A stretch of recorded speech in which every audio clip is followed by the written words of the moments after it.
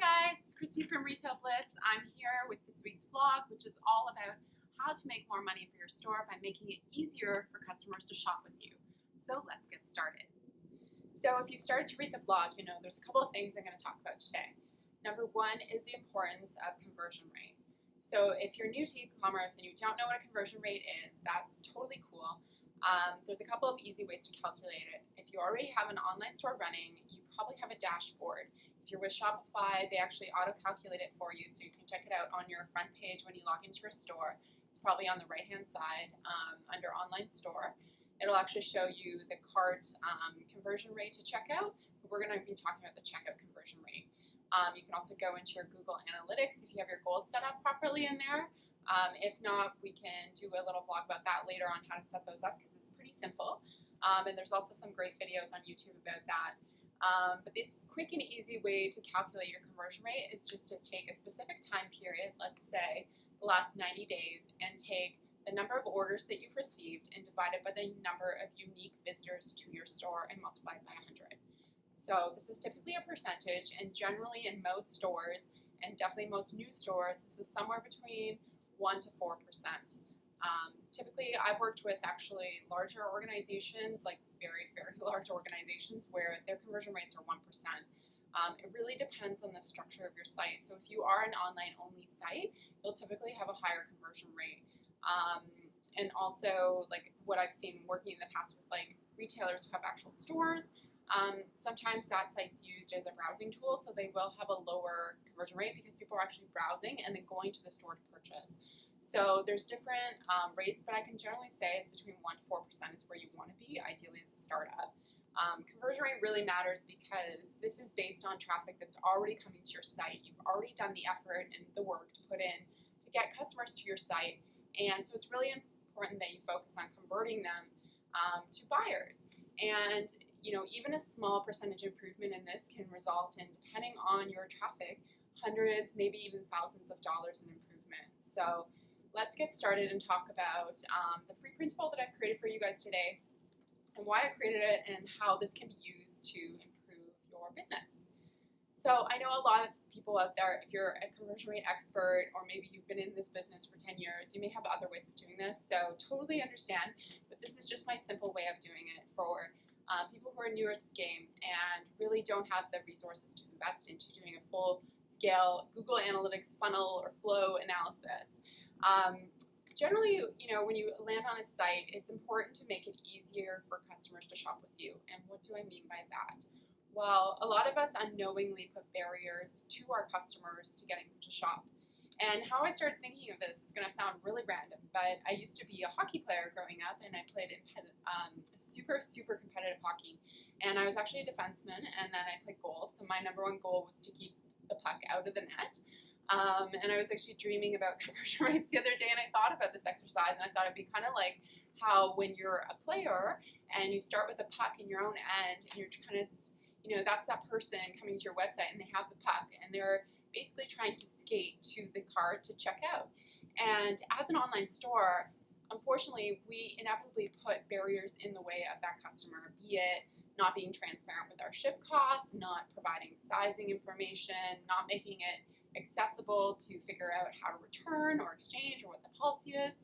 Those types of barriers inevitably become like pylons or players in the way of that customer scoring the goal, which is ultimately checking out. So the printable I've created for you guys, I'm going to show it to you here in Zoomed, but you can obviously download it. Basically, it's from end to end. It's got two goals. So we start with the landing on your site. A customer lands on your site, and the end goal is obviously a checkout, because that's what we want people to do on your site, because that's what's going to make you money. So what you do in this exercise is essentially step into the shoes of your customer, your ideal customer landing on your site, and you're going to go through stage by stage and take an objective view. This is really important, an objective view of your site as a customer. And what do I mean by objective? I mean, remove your bias about everything, whether or not something's possible, whether or not it's assumed. Try to be in the shoes of your customer who doesn't know your brand. And that can be really difficult. So there's a couple strategies in the actual vlog where I talk about things that you can do to get more objective about this. But essentially, Start with where you land on your site. Write all the actions that somebody would take when they land on your homepage. So would they click on your About page? Where would they go next? Would they click on the slider? Those types of things. And start to list out some of the barriers and opportunities that are there.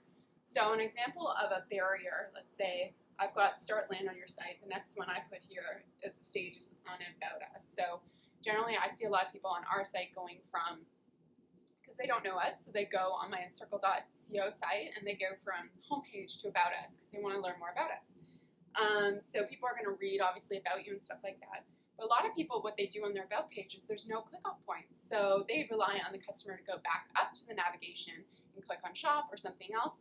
What would be really cool is if there's an opportunity here to write like click into shop or something like that, or click to learn more about why we make stuff in Canada. Those are types of opportunities. Barriers would be just identifying things like there's no exit point naturally for a customer to go after they've read our About page. That's a barrier for sure. In the next stage I've written here, you guys can customize these and fill them in, but I've written products. So assuming somebody actually makes it to a product page after this, what are some of the actions they take? Well, they're obviously going to look at the photos, they're going to read the description, they're maybe going to check out the exchange policy, and maybe some of the barriers are, is it easy to find the exchange policy? And what is that? And does it click into another window, or does it take them off the product page? That could be a potential barrier to checkout. Do we make it clear how they can check their size and find the right size for themselves? Do we make it clear what a product looks like on different body types? Stuff like that. So opportunities then kind of feed out of the barriers. You kind of get the gist of it now.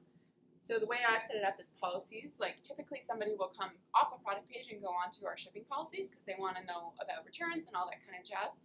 And are there any barriers there? Are there questions we haven't answered? Or do they have the right tools they need to check out from our site? And then here I put they land in the cart, and then on the cart page, do they have everything they need to check out?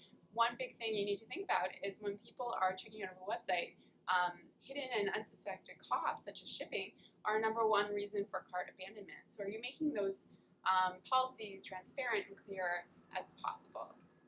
So this is a free printable. It's down at the bottom on the blog post. I definitely want you to check it out, print it off. And if you love it, I do this stuff for free to help you guys. So please share it out with a couple of entrepreneurs who you think would really enjoy it and find value from it. That's really important to me to help other people grow businesses that they love that are sustainable and successful. So have a read of the full blog post, and if you have any questions, feel free to tweet at me and ask me. I'd love to see your goal. Check out experience planners. That'd be awesome. If you want to send me a copy by email, that'd be cool. You're also welcome to set up a 1-hour coaching call with me where I can go through it with you and help you build an action plan. Because resultingly, making this little planner is awesome, but what you want to do is create an action plan of what you're going to do and by when.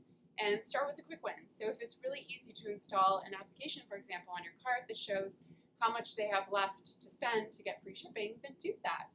So think about all the opportunities and removing all those barriers so it's easy for that customer to skate with the puck and score in your net and ultimately win you a checkout.